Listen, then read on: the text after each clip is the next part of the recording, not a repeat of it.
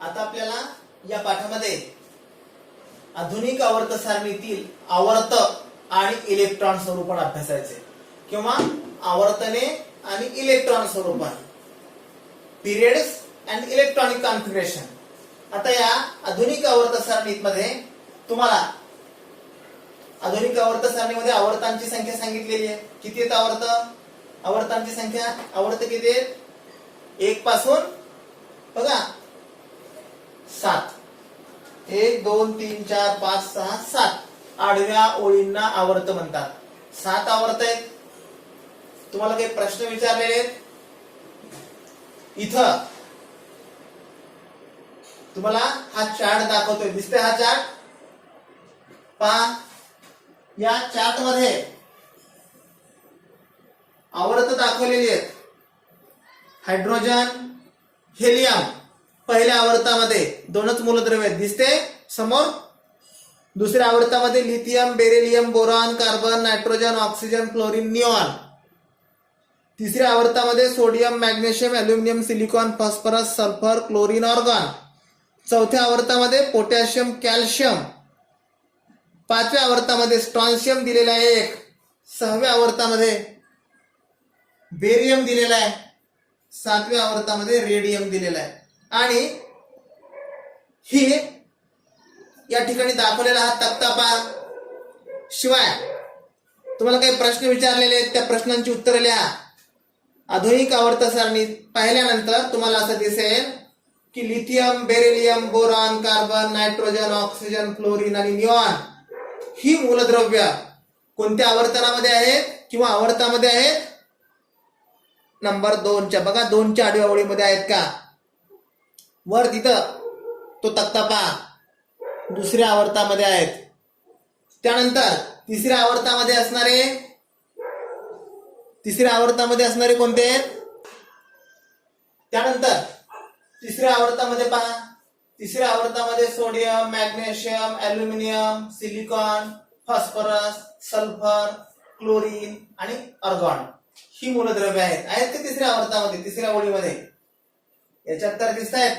शिवाय तुम्ही आधुनिक आवर्त सारणी पाहिल्यानंतर देखील तुम्हाला हे दिसेल। आपल्याला तिसऱ्या आवर्तनावर नेहमी प्रश्न असतो परीक्षेमध्ये, फक्त लक्षात ठेवायचे या सगळ्या मूलद्रव्यांची नावं आणि त्यांचे अणुअंक, त्याचबरोबर त्यांचं इलेक्ट्रॉन स्वरूपण सुद्धा दिसते आवर्त सारणी। शिवाय तुम्हाला प्रश्न विचारलेला आहे, आता यांच्या कवचामधल्या इलेक्ट्रॉनची संख्या सारखी आहे का? या सगळ्या इलेक्ट्रॉन स्वरूपण पण लिहून दिलेले तिथं, इलेक्ट्रॉनची संख्या सारखी आहे का? बर, त्यांच्यामध्ये संयुजा इलेक्ट्रॉन सारखे आहेत का?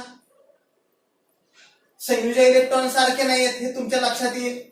शिवाय त्यांच्यामधल्या कवचांची संख्या सारखी आहे का? गणामध्ये आणि आवर्तनामध्ये फरक काय? यांच्यामध्ये कवचांची संख्या सारखी आहे का? हो, कवचांची संख्या सारखी आहे। म्हणजे गणामध्ये जसं होतं की गणामध्ये वरून खाली येताना एक एक कवच वाढत जात होतं, तसं आहे का आवर्तामध्ये? आवर्तामध्ये तसं नाही। तो मूलद्रव्य कोणत्या आवर्तामध्ये आहे त्या आवर्ताच्या क्रमांका इतकेच त्याला कवच आहेत, हे आपल्याला याच्यावरून लक्षात येईल। बाकीच्या सगळ्या मूलद्रव्यांचे इलेक्ट्रॉन स्वरूपण तुम्ही लिहायचंय। म्हणजे तुम्हाला या आवर्तामध्ये असे दिसेल की आवर्तामध्ये डावीकडून उजवीकडे जाताना अणुअंक 1 1 ने वाढतो। बघा अणुअंक 1 1 ने वाढला की नाही? सोडियमचा 11, मॅग्नेशियमचा 12, अल्युमिनियमचा 13, सिलिकॉनचा 14, फॉस्फरसचा 15, सल्फरचा 16, क्लोरीनचा 17 आणि आर्गॉनचा 18। म्हणजे अणुक्रमांक किंवा अणुअंक 1 1 ने वाढत जातो। त्याचबरोबर बाह्यतम कवचामधल्या इलेक्ट्रॉनची संख्या सुद्धा 1 1 ने वाढत जाते, हे यावरून तुमच्या लक्षात येईल। म्हणजे काय? ज्या मूलद्रव्यामध्ये इलेक्ट्रॉन असलेल्या कवचांची संख्या सारखी असते, ज्या मूलद्रव्यांमध्ये इलेक्ट्रॉन असलेल्या कवचांची संख्या सारखी असते, ते सगळे मूलद्रव्य एकाच आवर्तामध्ये असतात, हे आपल्याला लक्षात येईल। बघा उदाहरणार्थ कसं?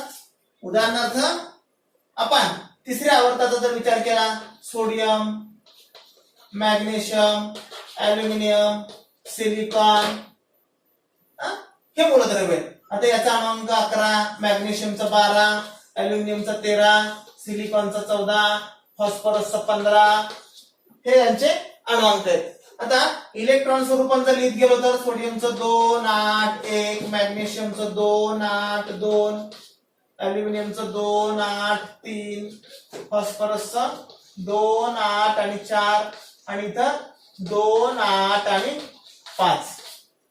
बघा इलेक्ट्रॉन स्वरूपात लिहिल्यावर आपल्याला काय लक्षात आलं की कवच मात्र तितकेच आहेत. हे कसल्या तिसऱ्या आवर्तामधले सगळे मूलद्रव्य आहेत. सगळ्या पुढच्याही लिहिलेत तरी तुमच्या तेच लक्षात येईल. आणि इलेक्ट्रॉनची संख्या मात्र जसजसं आपण आवर्तामध्ये डावीकडून उजवीकडे जसं जसं जाऊ तसं तसं बाह्यतम कवचामधील इलेक्ट्रॉनची संख्या वाढत जाते. आता बाह्यतम कवचामधील इलेक्ट्रॉनची संख्या वाढत गेल्यानंतर आणखीन एक काय बदल होतो बघा. इथं इलेक्ट्रॉनची संख्या वाढत गेली, एक इथं 2 झाली, 3 झाली, 4 झाली, इलेक्ट्रॉनची संख्या वाढत गेली. संयोजामध्ये काय बदल होतो आवर्तामध्ये? सोडियमची संयोजा 1, मॅग्नेशियमची संयोजा 2, अल्युमिनियमची संयोजा 3, सिलिकॉनची संयोजा 4, फॉस्फरसची संयोजा काय? फॉस्फरसची संयोजा 5 नाही, किती? 3. फॉस्फरसची संयोजा 3. म्हणजे काय झालं? आवर्तामध्ये डावीकडून उजवीकडे जात असताना बाह्यतम कवचातील इलेक्ट्रॉनची संख्या 1 ने वाढत गेली. हा पहिला मुद्दा. आणि दुसरा मुद्दा काय? आवर्तामध्ये डावीकडून उजवीकडे जाताना संयोजा क्रमशः 1, 2, 3, 4 पर्यंत वाढत जाते आणि 4 नंतर अनुक्रमे 3, 2, 1 आणि 0 अशी कमी होते. बघा कशी कमी झाली? 3, 2, 1 आणि 0. तर फॉस्फरसची संयोजा 3. सल्फरचं इलेक्ट्रॉन स्वरूपात लिहिलं तर 2, 8 आणि 6 असेल. आणि मग सल्फरची संयोजा 2. त्याच्यानंतर क्लोरीन 2, 8 आणि 7 क्लोरीनचं इलेक्ट्रॉन स्वरूपात म्हणजे क्लोरीनची संयोजा 1. आणि ऑर्गॉन 2, 8 आणि 8 ऑर्गॉनची संयोजा 0. ऑर्गॉन हा 0 गणातील मूलद्रव्य आहे. म्हणजे 8व्या गणातल्याला 0 गणातला मूलद्रव्य म्हणतात कारण त्यांची संयोजा 0 असते. ते रासायनिक अभिक्रियेमध्ये भाग न घेणारे. म्हणजे आपल्याला मुद्दा काय लक्षात यायला हवा की आवर्तामध्ये डावीकडून उजवीकडे जात असताना बाह्यतम कवचामध्ये इलेक्ट्रॉन वाढत जातात, नंबर 1. आणि नंबर 2, डावीकडून उजवीकडे जाताना संयोजा अनुक्रमे 4 पर्यंत वाढत जाते आणि 4 नंतर 0 पर्यंत कमी होत जाते. प्रत्येक आवर्ताचं हेच वैशिष्ट्य आहे. येते लक्षात तुमच्या? प्रत्येक आवर्तामध्ये डावीकडून उजवीकडे जाताना संयोजा 1 पासून 4 पर्यंत वाढत जाते आणि 4 नंतर 0 पर्यंत ती कमी होत जाते. या आधुनिक आवर्त सारणीमध्ये कवचाच्या इलेक्ट्रॉन धारकतेनुसार म्हणजे काय? एखाद्या कवचामध्ये किती इलेक्ट्रॉन आहेत ते याच्यानुसार कवचाच्या इलेक्ट्रॉन धारकतेनुसार आपण पहिल्या आवर्ताचा जर विचार केला, पहिल्या आवर्तामध्ये कोणते मूलद्रव्य आहेत? हायड्रोजन आणि हेलियम. किती मूलद्रव्य झाले? 2च मूलद्रव्य आहेत. पहिल्या आवर्तामध्ये हायड्रोजन आणि हेलियम हे 2 मूलद्रव्य आहेत. दुसऱ्या आवर्तामध्ये किती मूलद्रव्य आहेत? 8 मूलद्रव्य आहेत. दुसऱ्या आवर्तामध्ये 8. कुठले? Lithium, beryllium, boron, carbon, nitrogen, oxygen, fluorine आणि निऑन हे दुसऱ्या आवर्तामध्ये असलेले 8 मूलद्रव्य आहेत. तर तिसऱ्या आवर्तामध्ये sodium, magnesium, aluminium, silicon, phosphorus, sulphur, chlorine आणि ऑर्गॉन हे किती मूलद्रव्य आहेत? 8च मूलद्रव्य आहेत. आता आपण या प्रत्येक मूलद्रव्याचं इलेक्ट्रॉन स्वरूपात जर लिहायचा विचार केला, उदाहरणार्थ आपण दुसऱ्या आवर्तातील मूलद्रव्यांचं इलेक्ट्रॉन स्वरूपात लिहू. मगाशी आपण तिसऱ्या आवर्तातील मूलद्रव्यांचं इलेक्ट्रॉन स्वरूपात लिहिलं होतं. दुसऱ्या आवर्तामध्ये पहिला आहे लिथियम, नंबर 2 ला आहे बेरिलियम, नंतर आहे बोरॉन, नंतर आहे कार्बन, कार्बनच्या नंतर आहे नायट्रोजन आणि नायट्रोजनच्या नंतर असतो ऑक्सिजन. आपण मगाशी तिसऱ्या आवर्ताच्या मूलद्रव्याचं इलेक्ट्रॉन स्वरूपात लिहिलं होतं. आता बघा लिथियमचा अणुक्रमांक आहे 3. लिथियमचा अणुक्रमांक 3 आहे म्हणून इलेक्ट्रॉन स्वरूपात कसं असेल? 2 आणि 1. बेरिलियमचा अणुक्रमांक आहे 4. बेरिलियमचा अणुक्रमांक 4 आहे म्हणजे इलेक्ट्रॉन स्वरूपात कसं असेल? 2 आणि 2. बोरॉनचा अनुक्रमांक आहे 5. बोरॉनचा अनुक्रमांक 5 आहे म्हणजे इलेक्ट्रॉन स्वरूपण कसं असेल 2 आणि 3. कार्बनचा अनुक्रमांक आहे 6. इलेक्ट्रॉन स्वरूपण कसं असेल 2 आणि 4. नायट्रोजनचा अनुक्रमांक आहे 7. इलेक्ट्रॉन स्वरूपण कसं असेल 2 आणि 5. त्याच्यानंतर नायट्रोजन नंतर आहे ऑक्सिजन. ऑक्सिजनचा अनुक्रमांक आहे 8. इलेक्ट्रॉन स्वरूपण कसं असेल 2 आणि 6. ऑक्सिजन नंतर आहे फ्लोरीनचा अनुक्रमांक आहे 9. इलेक्ट्रॉन स्वरूपण कसं असेल 2 आणि 7. आणि फ्लोरीन नंतर आहे निऑनचा अनुक्रमांक आहे 10. इलेक्ट्रॉन स्वरूपण कसं असेल 2 आणि 8. आता या सगळ्या मूलद्रव्यांचा अनुक्रमांक आणि इलेक्ट्रॉन स्वरूपण आपण लिहिलंय. याच्यावरून तुमच्या एक बाब लक्षात यायला हवी की प्रत्येक आवर्तामध्ये डावीकडून उजवीकडे जाताना म्हणजे असं डावीकडून उजवीकडे जात असताना आवर्तांमध्ये प्रत्येक कक्षेमध्ये इलेक्ट्रॉन भरत जातात. ठीक आहे, इलेक्ट्रॉन तर भरले. इथे 1 आहे, इथं 2 झाले, 3 झाले, 4 झाले, 5, 6, 7 आणि 8. पलीकडं पुढचं आहे खाली दिलं जागा आहे म्हणून. आता यांच्या संयोजनाचा जर विचार केला तर काय, लिथियमची संयोजा 1, बेरिलियमची संयोजा 2, बोरॉनची संयोजा परत 3, कार्बनची संयोजा 4च. आता इथपर्यंत मगाशी सांगितल्याप्रमाणे आवर्तामध्ये डावीकडून उजवीकडे जात असताना मूलद्रव्यांच्या संयोजनामध्ये क्रमशः 1 पासून 4 पर्यंत वाढ होत जाते आणि त्यानंतर 4 पासून 0 पर्यंत संयोजा कमी होत जाते. लक्षात येते, आवर्तामध्ये डावीकडून उजवीकडे जात असताना संयोजा 1 पासून 4 पर्यंत क्रमशः वाढत जाते, तर 4 पासून 0 पर्यंत संयोजा कमी होत जाते. आणि या संयोजेचा संबंध कसा आहे, संयोजा कमी कशी होत झाली, इथं 5 आहेत. नायट्रोजनच्या बाह्यतम कवचामध्ये 5 इलेक्ट्रॉन्स आहेत. 5 इलेक्ट्रॉन्स आहेत म्हणजे अष्टक पूर्ण होण्यासाठी किती इलेक्ट्रॉनची आवश्यकता आहे, 3. म्हणण्याची संयोजा किती, 3. नंतर ऑक्सिजनची संयोजा, ऑक्सिजनला अष्टक होण्यासाठी किती कमी आहेत, 2. म्हणजे संयोजा किती, 2. फ्लोरीनला 8 होण्यासाठी किती इलेक्ट्रॉन कमी आहेत, 1. म्हणजे संयोजा किती, 1. निऑनला अष्टक अगोदरच पूर्ण आहे, घ्यायची गरज आहे का, नाही. म्हणजे संयोजा किती, 0. 5. म्हणजे आवर्तामध्ये डावीकडून उजवीकडे जात असताना संयोजा अनुक्रमे 1 पासून 4 पर्यंत वाढत जाते, तर 4 पासून 0 पर्यंत कमी होत जाते. झाली का कमी झाली. याचा अर्थ मूलद्रव्याची संयोजा म्हणजे आवर्तामध्ये मूलद्रव्यांची संयोजा ही त्यांच्या बाह्यतम कवचामध्ये असणाऱ्या इलेक्ट्रॉनच्या संख्येवरून ठरते. ही बाब आपल्या लक्षात येते. त्याचबरोबर रासायनिक अभिक्रियेमध्ये भाग घेण्याची मूलद्रव्यांची प्रवृत्ती ही त्यांच्या संयोजनेवरून ठरत असते. रासायनिक अभिक्रियेमध्ये भाग घेताना मूलद्रव्यांचे अणू इलेक्ट्रॉन देतात. आता पहा, धातू गुण आणि अधातू गुण यांच्यामध्ये काय बदल आहे, काय फरक आहे किंवा काय गुणधर्म. आवर्तामध्ये डावीकडून उजवीकडे जाताना अनुक्रमे 1, 2, 3 संयोजा असणाऱ्या मूलद्रव्यांचे गुणधर्म धातू गुणधर्म असतात. 1, 2, 3 ज्या मूलद्रव्यांची संयोजा आहे त्या मूलद्रव्यांचे गुणधर्म धातू गुण असतात. तर 4 संयोजा असणाऱ्या मूलद्रव्यांचा समावेश धातू सदृश्य मूलद्रव्यांमध्ये होतो. तर 4 नंतर ज्यांची संयोजा 3, 2, 1, 0 अशी आहे तिथं मात्र त्यांचा अधातू गुण वाढत जातो. म्हणजे काय, आवर्तामध्ये डावीकडून उजवीकडे जाताना कोणता गुण वाढत जातो, अधातू गुण वाढत जातो, तर धातू गुण कमी होत जातो.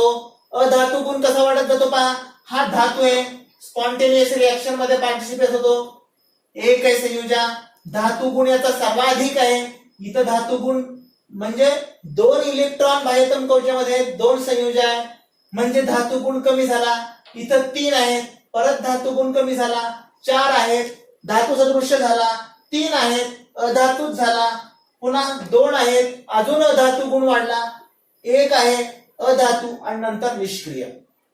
म्हणजे आपल्याला काय मुद्दा सांगता येतो, आवर्तामध्ये डावीकडून उजवीकडे जात असताना त्यांच्या इलेक्ट्रॉन कवचाची इलेक्ट्रॉन कवचामधील संयुजा इलेक्ट्रॉन कवचातील इलेक्ट्रॉनची संख्या वाढत जाते आणि संयुजा क्रमशः 1 पासून 3 पर्यंत वाढते, 1 पासून 3 पर्यंत वाढते, 1 पासून 4 पर्यंत वाढते आणि त्यानंतर मात्र संयुजा अनुक्रमे 3 पासून 0 पर्यंत कमी होत जाते.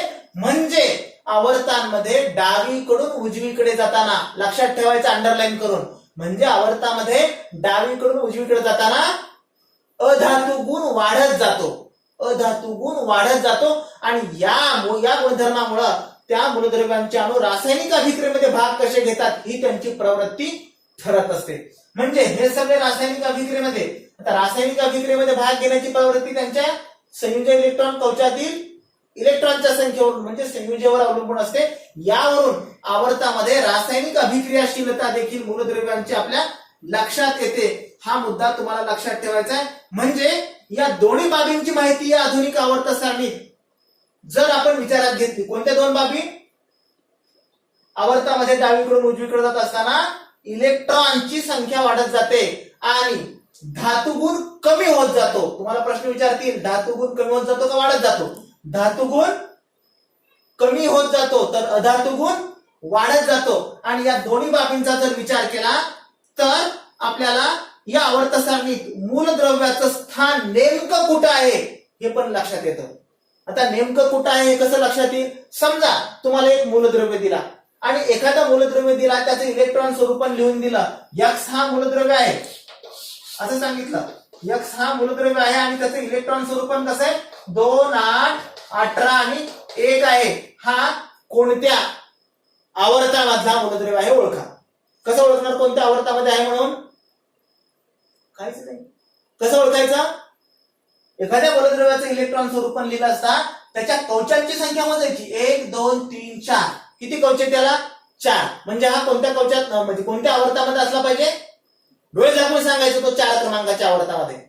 पहिल्या आवर्तातील मूलद्रव्यांना किती कवच असतात? एकच कवच असतं, के कवच. दुसऱ्याला 2 असतात, तिसऱ्याला 3 असतात. आपण मगाशी तिसऱ्याचा अभ्यासला, आता दुसरा आहे हा दुसरा.